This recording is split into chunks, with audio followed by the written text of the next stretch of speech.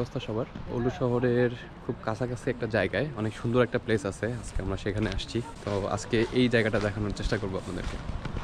এটা হচ্ছে কৈতেলি, আমি সঠিক জানি না এটার প্রোনাউন্সিয়েশন ঠিক হচ্ছে কিনা। এই জায়গাটা উইন্টারও যেরকম সুন্দর, সামারে আরও আসলে বেশি সুন্দর।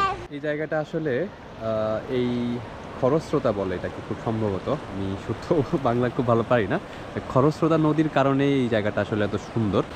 এই যে স্রোতগুলো আসতেছে, স্রোতটা আমি জানি না সাউন্ড কেমন আসতেছে, বাট অনেক সুন্দর।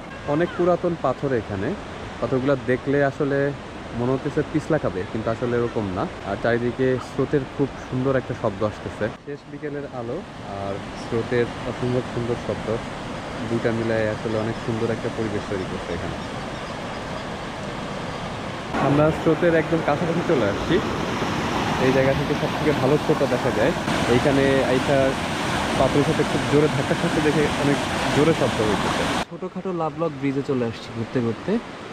ফিনল্যান্ডেও যে মানুষ আসলে লাভলক করে এটা জানতাম না, বাট ঘুরতে এসে এটাও দেখা হয়ে গেল।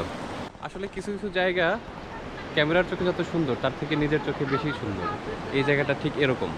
একটু পর পর বারবিকিউ করার জন্য লাকড়ির ব্যবস্থা আছে, এগুলো ফ্রি কিনা আমি জানি না, খুব সম্ভবত কিনে নিতে হয়। আর এই পাশে বসারও জায়গা আছে, তার মানে এখানে ছোটখাটো পিকনিক এক্সকারশনের জন্য খুব ভালো একটা জায়গা, এবং সব ধরনের ব্যবস্থাও এখানে করা আছে। কেউ একজন স্টোন ব্যালেন্স করছে এখানে, অনেক সুন্দর হয়েছে। এই জিনিসটা আসলে আমার কাছে অনেক ভালো লাগে, কিভাবে করছে জানি না, অনেক সময় লাগছে হয়তো বা। এখানে ছোটখাটো একটা মুক্ত মঞ্চ আছে, মাঝে মাঝে কনসার্ট বা কোনো প্রোগ্রাম হয় এখানে। পুরো জায়গাটাই অদ্ভুত সুন্দর। যত সামনে আগাইতেছি, যতগুলো ব্রিজ পড়তেছে, প্রত্যেকটা ব্রিজই সুন্দর, এবং প্রত্যেকটা ব্রিজের নিচে যে স্রোতগুলো আসতেছে অদ্ভুত সুন্দর। এই পাশে অনেক দূর থেকে স্রোতটা আসতেছে। ঠিক এই পাশে অদ্ভুত একটা জিনিস দেখাই, সেটা হচ্ছে এই পাশের যে স্রোতগুলা একটু ডিফারেন্ট টাইপের, একটু ভয়ঙ্কর, সাপের মতো লাগে। আর ওই সামনে সূর্যের আলোটা এখনো যায় নাই, খালি চোখে এটা অদ্ভুত, আমি বুঝাইতে পারবো না যে খালি চোখে এত সুন্দর লাগতেছে।